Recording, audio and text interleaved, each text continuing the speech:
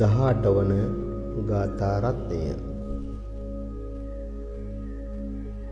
ඉද්ද නන්දති පෙච්ච නන්දති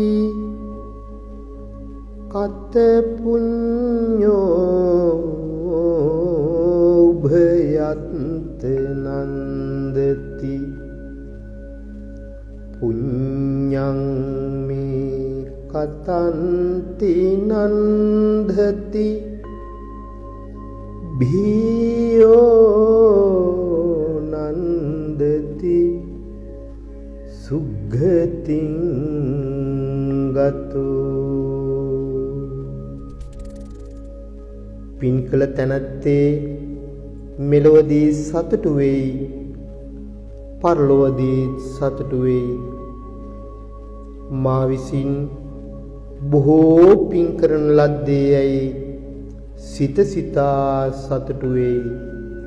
ඒ නිසා දිව්‍ය මිනිස්සාදී සුගති ලෝකවල ඉපිද බොහෝසේ සතුටු වෙයි.